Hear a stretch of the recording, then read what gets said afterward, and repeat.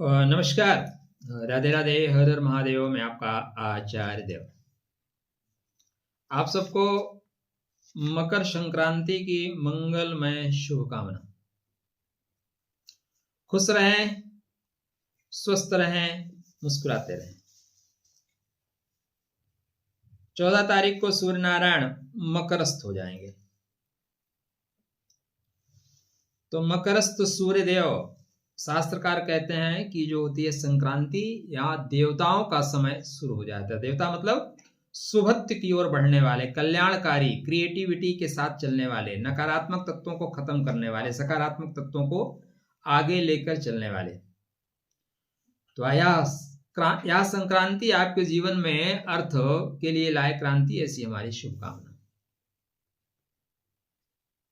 यह समय शांति के लिए नहीं, सिस्टम को शिफ्ट करने के लिए होगा। क्या? सिस्टम को शिफ्ट करने के लिए। वृश्चिक राशि के जातकों के लिए, वृश्चिक लग्न के जातकों के लिए यह क्रांतिकारी संकेत हो सकता है। चैनल को सब्सक्राइब किए हैं कि नहीं? नहीं किए हैं तो नहीं होगा। राधे राधे, जय श्री कृष्णा कर लीजिए। यह समय आध्यात्मिक उन्नति का है। आध्यात्म के क्षेत्र में बढ़िए, बड़े लोगों से कनेक्शन बनाने का है। जो शनि महाराज कहा जा रहे हैं, गुरु का ज्ञान लेके शनि की राशि में जा रहे हैं। शनि मतलब जो वर्कर हैं, जो काम करने वाले हैं, टीम के साथ सूर्य देव भी टीम के साथ। तो हेड भी अगर आके ग्राउंड में काम करना शुरू कर दे तो काम फटाफट हो जाता है। ठीक है, तो सोच बदलेगी और दिशा बदलेगी। भावुक फैसले खत्म, अब ठोस, व्यवहारिक, निर्णायक सोच के साथ आप काम करेंगे।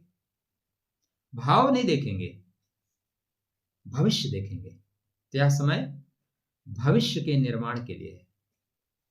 तीसरा भाव पराक्रम का होता है, प्रथम कामनाओं का होता है। तो प्राथमिक कामनाओं की पूर्ति हो रही है। यूं कहें, प्राथमिक कामनाएं बढ़ेंगे भी। साहस, लेखन, मीडिया, सोशल प्लेटफॉर्म पे अचानक उछाल।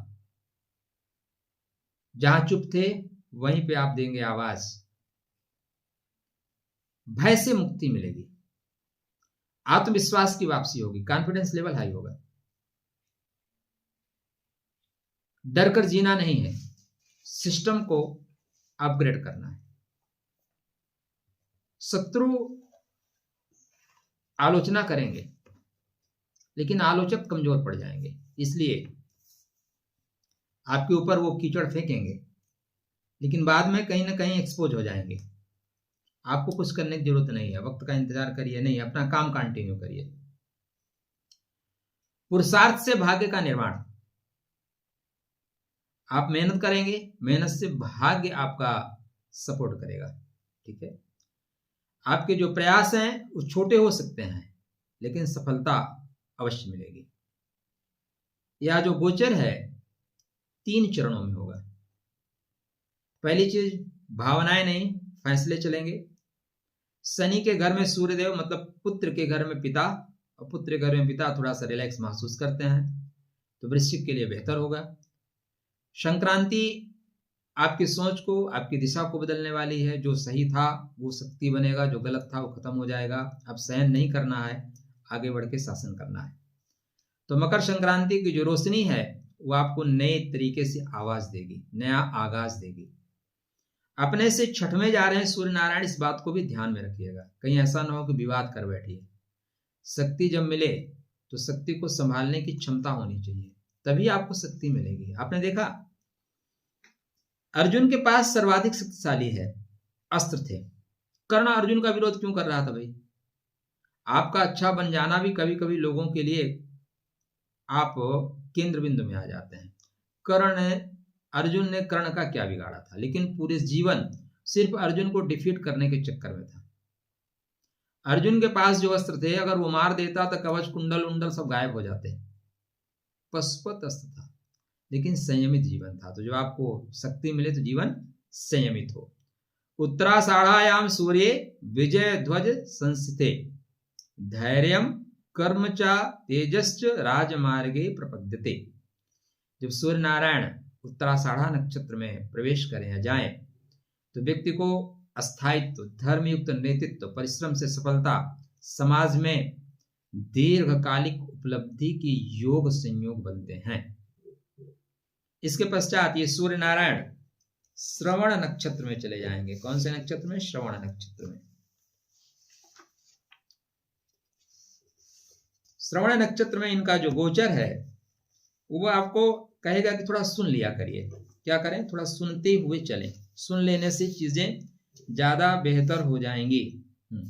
ठीक है, तो सुनते हुए चले, चीजें एकदम बिल्कुल बेहतर होके आपके साथ चलेंगी, कोई दिक्कत परेशानी नहीं रहेगी। श्रवण का शास्त्रकार कहते हैं कि श्रवणम भास्करे जाता वाणी वेद पतम व्रजेत।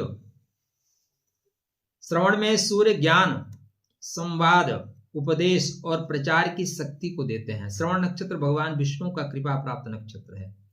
एक कहानी मैं आपको बताऊं।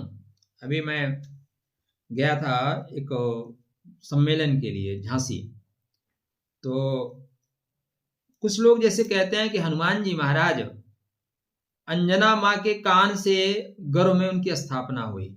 यह मूर्खता पूर्ण प्रवचन है। अब इस पॉइंट को समझिए। जैसे आप बिजली के खंभों को देखें ना, जब लाइनमैन क्या होता है, बिजली काटता है तो वहां पे मुंडी टांग देता है, ऐसे बना के टांग दिए मुंडी। इसका क्या मतलब हुआ? मतलब यह हुआ कि आप अभी इस तरफ करंट मत डालना, वरना जो लोग काम करने वाले हैं उनकी मुंडी लटक जाएगी, वो मर जाएंगे। ये इसका प्रतीक है। तो प्रतीक का ये मतलब थोड़ी ना होता कि जो लोग छुएंगे वो मर जाएंगे। नहीं, जब आप करंट प्रवाहित करेंगे तब मरेंगे। तो यहाँ पे प्रतीक क्या है? श्रवण, कान।